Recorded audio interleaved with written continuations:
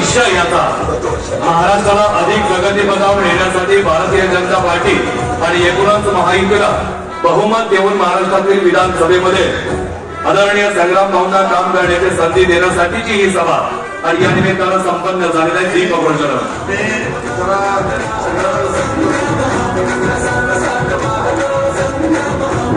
यानंतर वेळ झालेला आहे। आपल्याला देशाचे सार्वजनिक बांधकाम मंत्री आदरणीय गडकरी साहेब आपल्याला मार्गदर्शन करतील। रस्ते वाहतूक मंत्री माननीय आमदार डॉक्टर नितीनजी गडकरी साहेब टाळ्यांच्या गजरात पुनश्च एकदा स्वागत।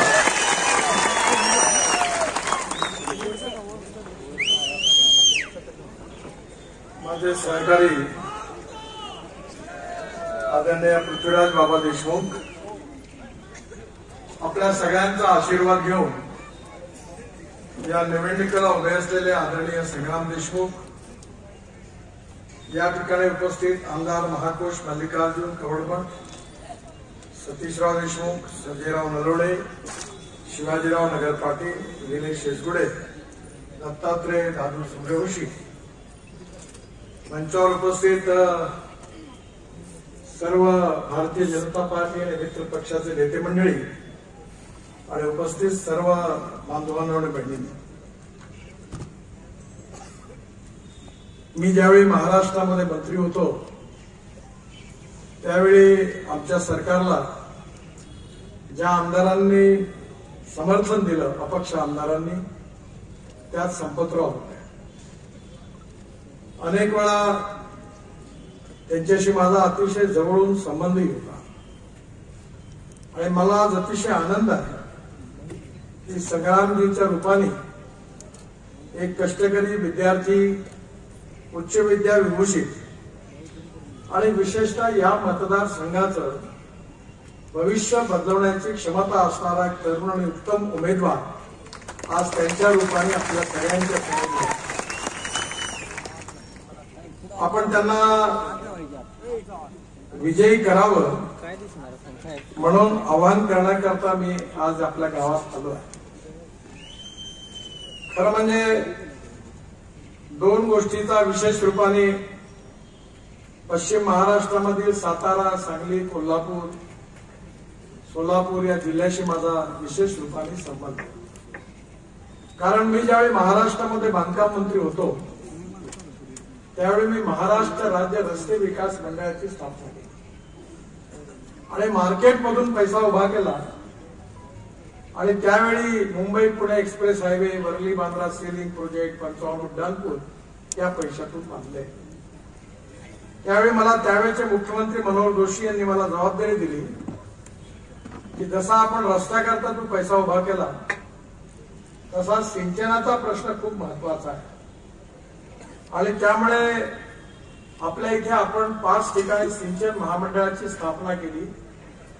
त्यातलं पश्चिम महाराष्ट्र जे सिंचन महामंडळ तयार झालं होतं, अशी 5 महामंडळ झाली, त्याची रचना, त्याचं स्ट्रक्चर तयार करण्याची संधी मला मिळाली होती।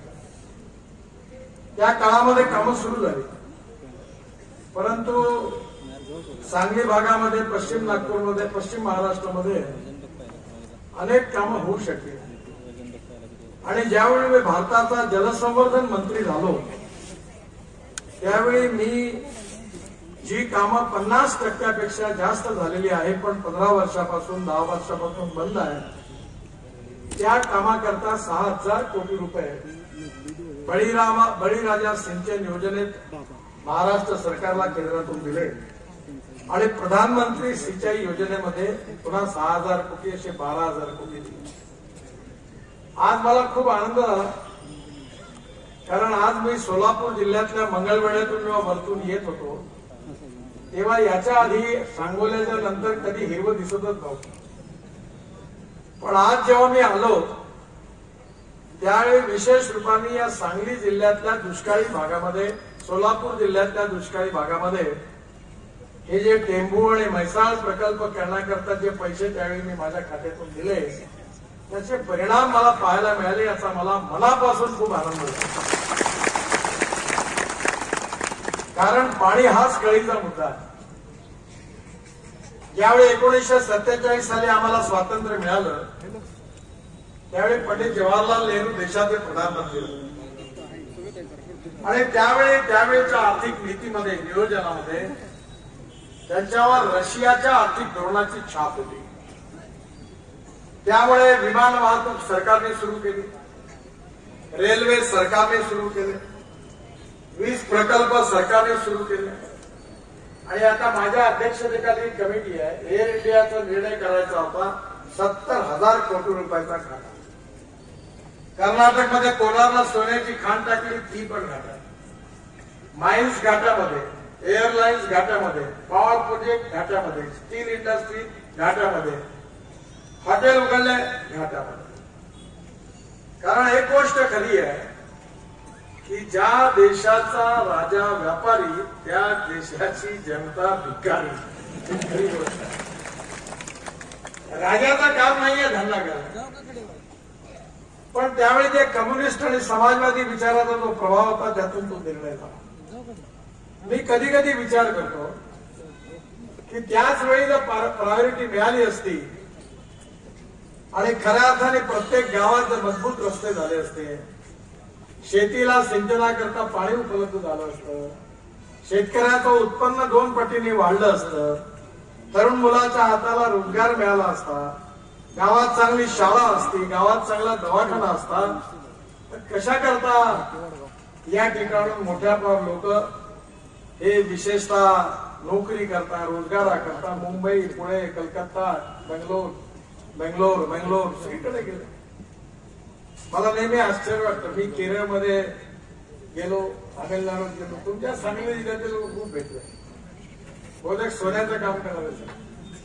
मद्रासमध्ये भेटले, केरळमध्ये भेटले. प्रत्येक आता जातो फिरायला, मला एक मराठी, हो गडकरी साहेब जय महाराष्ट्र म्हटलं, या सांगली जिल्ह्यातल्या ना, हमखास भेटतात. पण जर या ठिकाणी त्यावेळी समृद्ध आणि संपन्न असते तर कशाला लोक बाहेर गेली असते.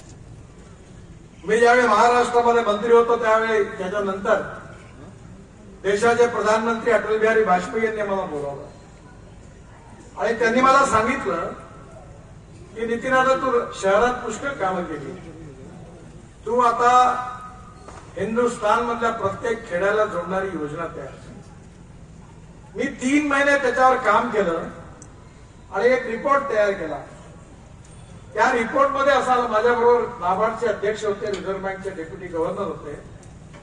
त्या रिपोर्टमध्ये लक्षात आलं की जर गावात रस्ते केले तर 1,20,000 कोटी रुपयाचा जीडीपी वाढेल. आणि ज्यावेळी मी हा रिपोर्ट तयार केला आणि अटल बिहारी वाजपेयींना दिला आणि त्यानंतर 1 महिन्याच्या आत त्यावेळेचे राष्ट्रपती डॉक्टर अब्दुल कलाम साहेब यांनी त्या योजनेची घोषणा केली. त्या फ्लॅगशिप योजनेचं नाव होतं प्रधानमंत्री ग्राम सडक योजना. आपल्या अनेक गावात जी रोड झाली ती त्या योजनेत. काय गावाची स्थिती होती, शाळेची बिल्डिंग असेल तर शिक्षक नाही, शिक्षक असेल तर बिल्डिंग नाही, दोन्ही असेल तर विद्यार्थी नाही, तिन्ही असेल तर शिक्षण नाही. दवाखान्याची हालत अशी होती की डॉक्टर असेल तर नर्स नाही, नर्स असेल तर डॉक्टर नाही, दोन्ही असेल तर दवाई नाही, तिन्ही असेल तर कोण मारायला जाईल अशी दवाखान्याची स्थिती होती. मी त्या काळात कॉलेजमध्ये शिकत होतो. मला दुर्बुद्धी झाली, एखाद्या तुम्ही शिकता, शेती आहे तुमची, तुम्ही डेअरी सुरू करा. मी बँक ऑफ महाराष्ट्रातून कर्ज घेतलं, 6 गायी घेतल्या, 2 म्हशी घेतल्या, डेअरी चालू केली. आणि तुम्हाला सांगताना मला लाज वाटते. पहिला वेळ झालं, खाली झाल्या गायी म्हशी, गाय गरम झाली तर डॉक्टर गायब करत, मग गावात सांड पाहिला तर तो थंड पडला. आणि शेवटी मी कंटाळून आपल्या गायी म्हशी विकून टाकल्या. म्हणजे अशा प्रकारची दुरावस्था ग्रामीण भागामध्ये होती. आणि म्हणून आपल्या देशाचं नियोजन चुकलं, त्याचा हा परिणाम आहे. जोपर्यंत गाव, गरीब मजदूर आणि शेतकऱ्याचं कल्याण होणार नाही, गाव सुखी समृद्ध आणि संपन्न होणार नाही, गावात चांगली शाळा असणार नाही, गावात चांगला दवाखाना असणार नाही, शेतकऱ्याकरता सिंचनाच्या सुविधा असणार नाही, आणि तोपर्यंत आपल्या देशाचा विकास होऊ शकत नाही. आपण आत्मनिर्भर भारत बनवू शकत नाही. आणि म्हणून मी पण 4 साखर कारखाने चालवतो, पण तुमच्यासारख्या सुपीक क्षेत्रात नाहीये. पश्चिम महाराष्ट्र म्हणजे मेरिट मध्ये येणाऱ्या विद्यार्थ्यांची शाळा उसाच्या मराठवाडा म्हणजे फर्स्ट क्लास मध्ये पास झालेले, आणि विदर्भ म्हणजे 100% नापास झालेले. मोठं कठीण काम आहे. आणि पण त्यावेळी मी 2004 पासून सांगत होतो की शेतकऱ्याची सगळ्यात मोठी अडचण ही आहे की गहू स्वस्त आहे, ब्रेड बिस्किट महाग आहे, टमाटर संत्र स्वस्त आहे, ज्यूस महाग आहे. आज आपण बघा शेतकऱ्याच्या मालाला किंमत नाहीये, आणि त्यामुळे मुंबई शहरामध्ये भांडे घासायची माती देखील 25 रुपये किलोमीटर आहे. पण गहू तांदूळ ज्वारीला तो भाव मिळवताना मुश्किल पडतो. आणि म्हणून आम्ही असं ठरवलं, 2004 साली मी याची सुरुवात केली. आम्ही ब्राझीलमध्ये गेलो होतो, त्या अटल बिहारी वाजपेयींनी बघितलं की या देशातला शेतकरी केवळ अन्नदाता नाही, तो ऊर्जादाता झाला पाहिजे. ऊर्जादाता नाही, इंधनदाता झाला पाहिजे. आणि आता इंधनदाता नाही, तो हवाई इंधनदाता झाला. केवळ हवाई इंधनदाता नाही तर बिटुमेन डांबर बनवायला लागला, आणि आता बिटुमेन नाही तर हायड्रोजन दाता झाला. हे जे शेतकऱ्याच्या जीवनातला तो बदल आहे हा खूप महत्वाचा आहे. आपल्या देशामध्ये आपण 22 लाख कोटी रुपयाचे फॉसिल फ्युएल पेट्रोल आणि डिझेल तयार करतो. आता मी ट्रान्सपोर्ट मंत्री आहे, त्यामुळे अधिकृतपणे घ्या, आणि मी पोखराळ मारणारा नेता नाहीये. मैं जो बोलूंगा वो डंके की चोट पर 100% पूरा करके दिखाऊंगा. ज्याला विश्वास असेल त्यांनी येऊन जा नागपूरला, दिल्लीला, बघून घ्या डोळे. माझ्याकडे इनोवा गाडी आहे टोयोटोची, दिल्लीत आहे, मुंबई, नागपुरात आहे. 100% शेतकऱ्यांनी तयार केलेल्या इथेनॉलवर चालते.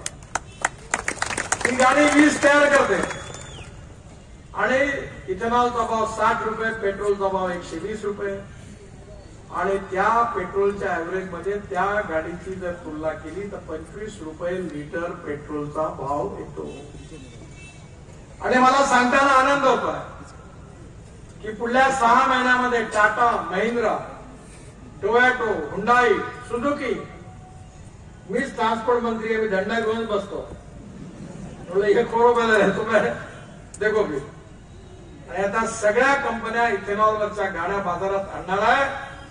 आणि इंडियन ऑइल महाराष्ट्र, कर्नाटक, तामिळनाडू आणि उत्तर प्रदेश या इथेनॉल उत्पादक क्षेत्रामध्ये 400 पंप इथेनॉलचे सुरू करणार आहे. आणि त्यामुळे शेतकऱ्याला चांगला भाव मिळणार.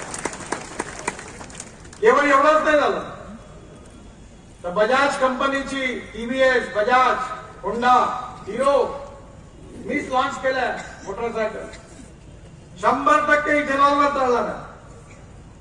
माझी सगळ्या शेतकऱ्यांच्या मुलांना विनंती आहे की आता पलीकडे लवकर त्या डीलरला सांगा मला इथेनॉलची गाडी पाहिजे, आणि इथेनॉलचे पंप इकडे सुरू करा, आणि शेतकऱ्याने तयार केलेल्या इथेनॉलवरचीच कार विकत घ्या, नाहीतर स्कूटर, मोटरसायकल विकत घ्या, अशी माझी आपल्याला विनंती आहे. या देशातून पेट्रोल हद्दपार झाल्याशिवाय राहणार नाही.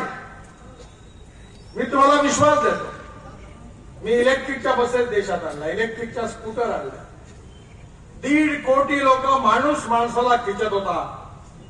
अमानवीय पद्धत होती, मानवीय शोषण होतं. कारण माणूस आपल्या खांद्यावर जीव घेऊन माणसाला खिचवत. झारखंडमध्ये, बंगालमध्ये मी 2014ला मंत्री झालो, आणि मी सांगितलं की ही प्रथा बंद झाली पाहिजे. मी सगळ्या IITच्या लोकांना बोलवलं, इंजिनियर्सला बोलवलं, ऑटोमोबाईल इंजिनियर्स एक्सपर्टला बोलवलं, आणि देशामध्ये मेकॅनिक्स ड्रिव्हन ई रिक्षा आणला, ई कार्ट आणली. आता 100 किलोचं 1 क्विंटलचं पोतं कुणी आपल्या पाठीवर घेत नाही. तर इलेक्ट्रिक ड्रिव्हन ई रिक्षा आणि ई कार्ट आला, आणि 1.5 कोटी लोकांना मानवी शोषणापासून मुक्त झाले. हेच माझ्या आयुष्यातलं सगळ्यात मोठं होऊ शकतं. आणि मग येणाऱ्या काळामध्ये 1-2 महिन्यापूर्वी मी पुण्याला आलो होतो बजाज स्कूटरवर. त्यांची मोटरसायकल लॉन्च केली CNG वर.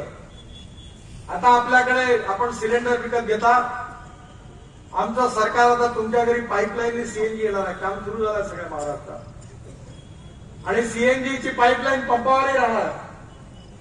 आणि मी जी मोटरसायकल लॉन्च केली बजाज स्कूटर मध्ये, राजू बजाज म्हणून त्याचे मालक आहेत, त्यांनी मला सांगितलं नितिनजी हमारी मोटरसाइकिल जो पेट्रोल पे चलती है उसका 1 किलोमीटर का खर्चा 2 रुपए 25 पैसे आता है, और सीएनजी और जो स्कूटर चलेगी अभी जो आपने लॉन्च की इसका 1 रुपया खर्चा आएगा पर किलोमीटर. आणि आता ही स्कूटर मार्केटला येऊन राहिली, आली आहे, केरळमध्ये सुरू झालं मार्केट, तुमच्याकडे येणार. पण एवढ्यावर कहाणी संपत नाही. आता प्रेस मड पासून, स्पेंट वॉश पासून, पराठा पुराठा, ज्वारीची फळं, सोयाबीनच्या कुटाण्याच्या पासून आता सीएनजी तयार करायला सुरुवात केली. आणि मी तर नागपूर महानगरपालिकेमध्ये स्वतः प्रयोग आम्ही म्हणजे दुसरी कंपनी आणली. आणि आम्ही आमचं टॉयलेटचं जे पाणी आहे, तुम्हाला आश्चर्य वाटेल, लोक सगळ्यातूनच पैसा कमवतात, हे उद्योगपती आहेत.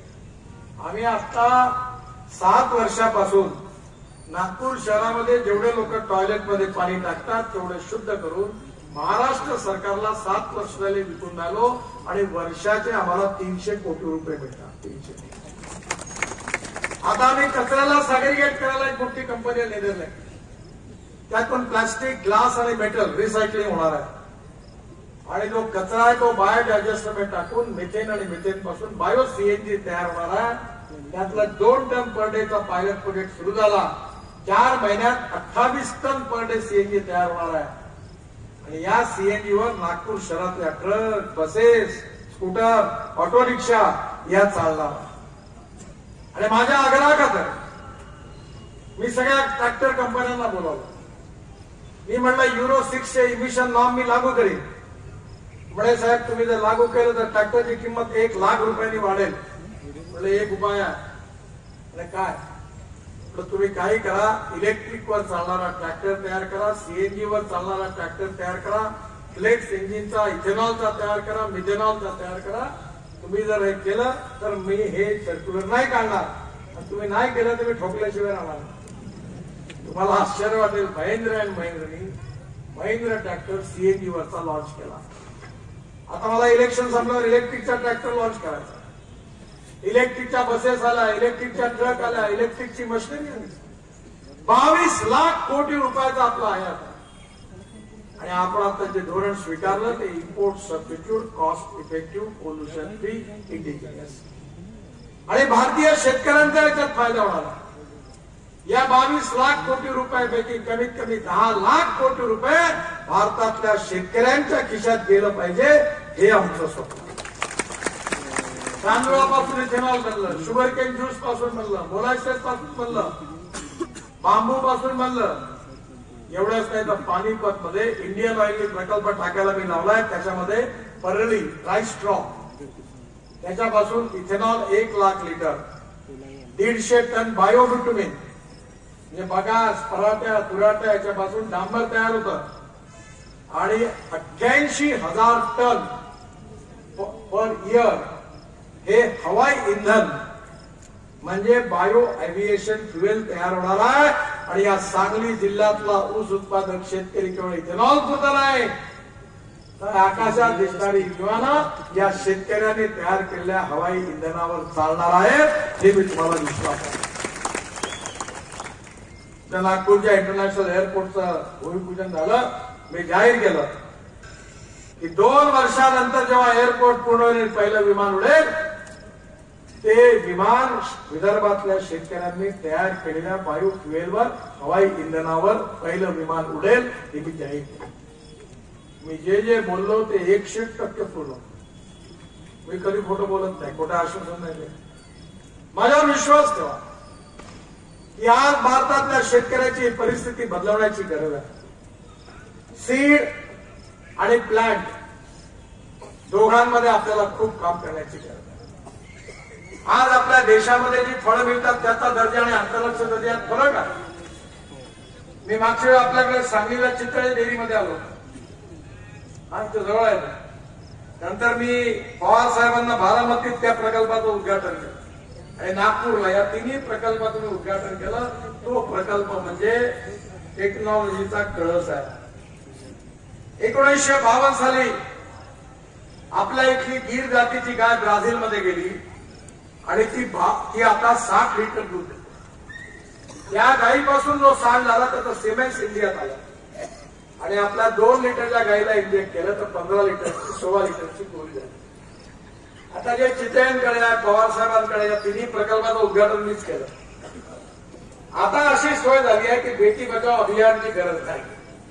आता 100% गोळीच होईल आणि टेस्ट ट्यूब बेबी सारखं एम्ब्रिओ ट्रान्सफर, तो गर्भ ट्रान्सफर करण्याची पद्धती आली आहे, टेक्नॉलॉजी आली आहे. त्यामुळे 2 लिटरच्या गायीपासून 20 लिटरची गोळी तयार झाली आणि प्रत्येक शेतकऱ्याकडे 20-20 लिटर देणाऱ्या 4 गायी जर तयार झाल्या तर शेतकरी किती समृद्ध आणि संपन्न झाल्याशिवाय राहणार नाही हे सांगली जिल्ह्यातल्या शेतकऱ्यांना मी सांगण्याची गरज नाही.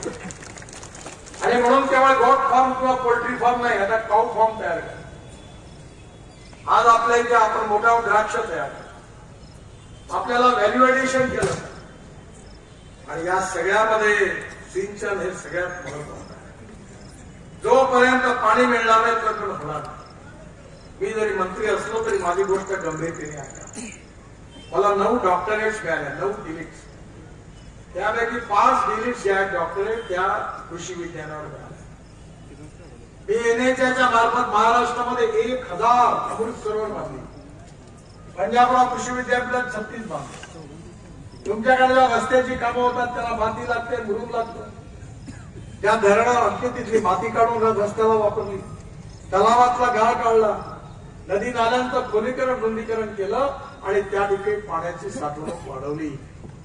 सोपी गोष्ट आहे. धावणाऱ्या पाण्याला चालायला लावा, चालणाऱ्या पाण्याला थांबायला लावा आणि थांबलेल्या पाण्याला जमिनीला प्यायला लावा. गावातलं पाणी गावात, घरातलं पाणी घरात आणि शेतातलं पाणी शेतात. एवढं जर तुम्ही केलं तर जसं तुम्ही नोकरी करत असताना पैसे डिपॉझिट ठेवता आणि मग रिटायर झाल्यावर सगळे पैसे बँकेत फिक्स डिपॉझिट टाकून त्या व्याजावर मग आपण आपलं काम करत असतो मरेपर्यंत, तसं हे आहे. पाणी डिपॉझिट करायला आपण शिकलो पाहिजे. पूर आला की आपल्या गावाचं नुकसान होतं. मी आंध्र प्रदेशमध्ये कोलावरम नावाचं 60,000 कोटी रुपयाचं धरण, तिथून गोदावरी आहे, 1300 टीएमसी पाणी समुद्रात वाहून जातं.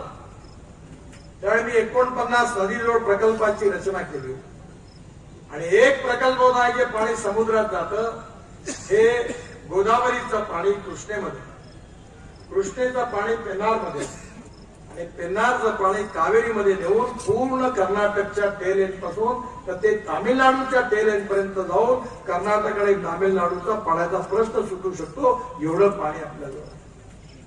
पाण्याची कमी नाही आहे, पाण्याच्या नियोजनाची कमी आहे. आणि म्हणून मला विश्वास आहे की आज ज्या प्रकारे आपला देश बदलतोय, हा देश सुखी झाला पाहिजे, समृद्ध झाला पाहिजे, संपन्न झाला पाहिजे, शक्तिशाली झाला पाहिजे, भयभूक आतंक भ्रष्टाचारापासून मुक्त झाला पाहिजे. खऱ्या अर्थाने स्मार्ट शहर नाही, स्मार्ट विलेजेस झाली पाहिजे, हे आमचं स्वप्न आहे. हे जर खऱ्या अर्थाने पूर्ण करायचं असेल तर कुठेतरी योग्य नेतृत्व, योग्य पार्टी आणि योग्य नीती असेल तरच होणार. काँग्रेसने मागच्या निवडणुकीमध्ये प्रचार केला की भारतीय जनता पार्टीला जर 400 जागा मिळाल्या तर बाबासाहेबांचं संविधान बदलणार आहे. मी कायद्याचा ग्रॅज्युएट आहे, मी काही प्रॅक्टिस नाही केली, पण संविधानाचा पेपर दिला तेव्हा अभ्यास करण्याची मला संधी मिळाली. 4 पार्ट मध्ये संविधान आहे आणि संविधानाचे जे मूलभूत तत्व आहे त्याच्यावर एक स्पेशल चॅप्टर आहे. सुप्रीम कोर्टामध्ये केशवानंद भारती केसमध्ये चीफ जस्टिस ऑफ इंडिया आणि 10 न्यायमूर्तींचं खंडपीठ होतं. त्यावेळी सुप्रीम कोर्टाने निर्णय दिला की silent features of the constitution cannot be change. घटनेचे मूलभूत तत्व बदलू शकत नाही, कोणी बदलवण्याचा कोणाला अधिकार नाही. ही मूलभूत तत्व काय होती? लोकतंत्र, समाजवाद, धर्मनिरपेक्षता, freedom of speech, fundamental right, हे बदलवण्यात येत नाही. पण जे 3 पार्ट होते त्यामध्ये संविधानामध्ये ते ऍक्ट आहे, त्याच्यामध्ये पार्लमेंटमध्ये 2/3 मेजॉरिटीने ते बदलून जाऊ शकतात. 1975 साली इमर्जन्सी आली. का आली? कारण अलाहाबाद हायकोर्टाने इंदिराजींच्या विरोधात निर्णय दिला आणि त्यावेळी त्यांना राजीनामा मागितला लोकांना. त्यावेळी त्यांनी पूर्ण संविधानाची काँग्रेस पार्टीने धज्ज्या उडवल्या. आपल्या फायद्याकरता, आपल्या स्वार्थाकरता संविधानाला तोड मारून टाकलं. आणि त्यानंतर 77 साली जेव्हा जनता पार्टी आली तेव्हा पुन्हा एकदा त्या सगळ्या दुरुस्त्या रद्द करून संविधानाला दुरुस्त करण्याचं काम जनता पार्टीने केलं. आता ज्या पार्टीने संविधान तोडलं ते आपलं लाल दृष्टी घेऊन फिरून झाले. अरे पहिले तुम्ही काय केलं होतं ते पहा ना. खोटा प्रचार का करता? जेव्हा कन्व्हिन्स करता येत नाही तेव्हा कन्फ्यूज करण्याचा प्रयत्न होतो. मुसलमानांना सांगतात ये भाजपा वाले खतरनाक है, ये चुनकर आएंगे तो आपको कटवा देंगे, पाकिस्तान भिजवा देंगे, सुरक्षित रहना है तो ये क्लियर डर भीती निर्माण करतात.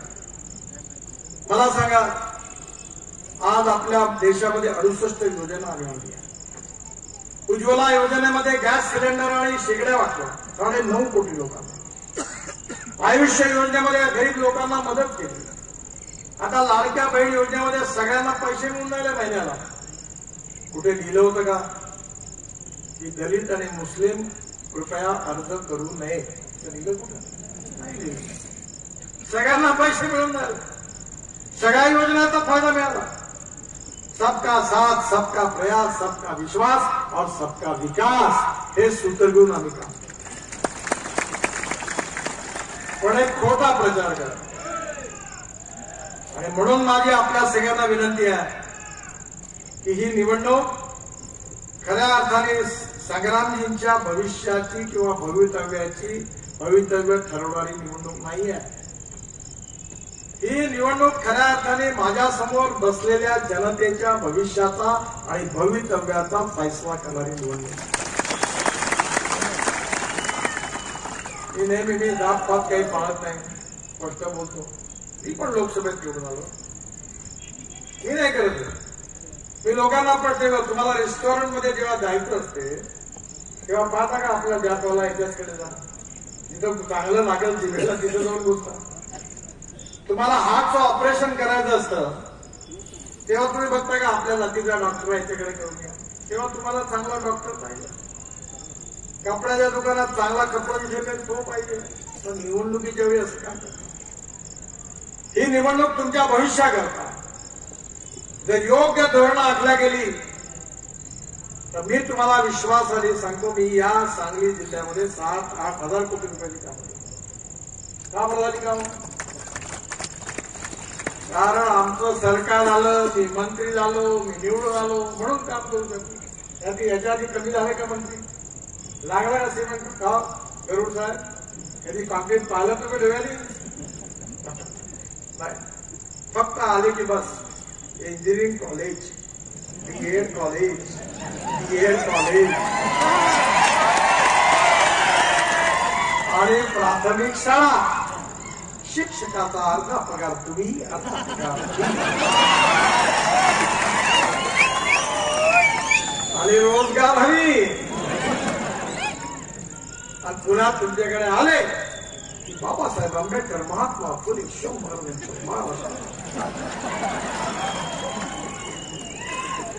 आपण कधी छत्रपती शिवाजी महाराजांची जात विचारतो का? आपण कधी बाबासाहेब आंबेडकरांचे, महात्मा ज्योतिबा फुले, राजर्षी शाहू महाराजांची जात विचारतो? आपण कधी तुकाराम महाराज, ज्ञानेश्वर महाराज, एकनाथ महाराज, तुकडोजी महाराज, गजानन महाराज यांची कधी जात विचारतो का? माणूस हा जातीने नाही, माणूस हा गुणांनी मोठा आहे. या समाजातील छुवाछूत, अस्पृश्यता, जातीयता समूळ नष्ट करून सामाजिक आणि आर्थिक समानता या देशात निर्माण झाली पाहिजे. हे खऱ्या अर्थाने आपल्या सगळ्याचं स्वप्न आहे. आणि हे भाषणातून नाही, हे आपल्या व्यवहारातून करणाऱ्या नेत्यांची कल्पना आहे. आणि म्हणून मी आपल्याला विनंती करण्याकरता आलो. माझं हेलिकॉप्टर अजून 5 मिनिटं झाले तर उडणार नाही. मला खूप काही बोलायचं होतं पण आज वेळ कमी आहे. कारण मला इचलकरंजीला उतरायचं आहे. कुठली सभा?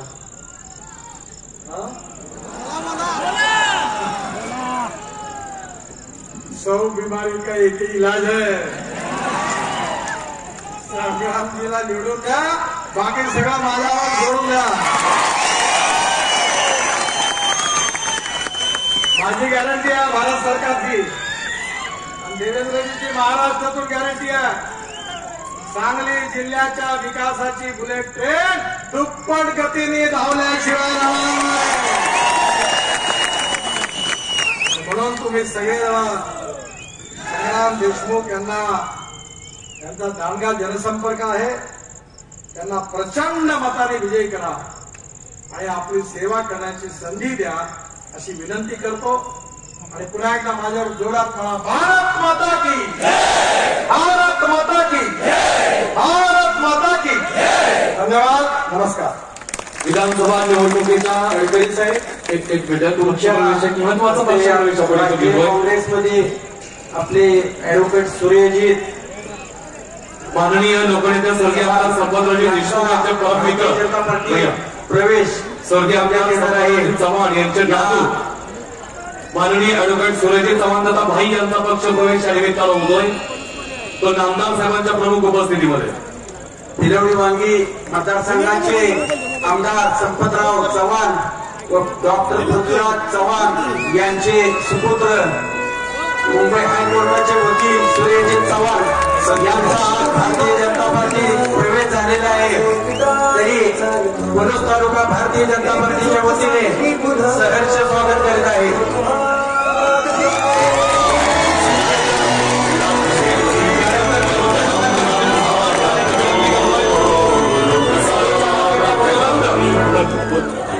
वरूनच्या मागणीचा मृदुगंध या निमित्तानं पसरवणाऱ्या काही व्यक्ती आहेत, तशा काही संस्था आहेत. व्यक्तींमध्ये उल्लेख करावा लागेल युवा उद्योजकांचा. या निमित्तानं युवा उद्योजक आशिष पाटील, रोहित सावंत, गणेश सुंदे, अमृत माळी, अमृतराज शिंदे यांच्या वतीने भेट देण्यात येते. धन्यवाद. यानंतर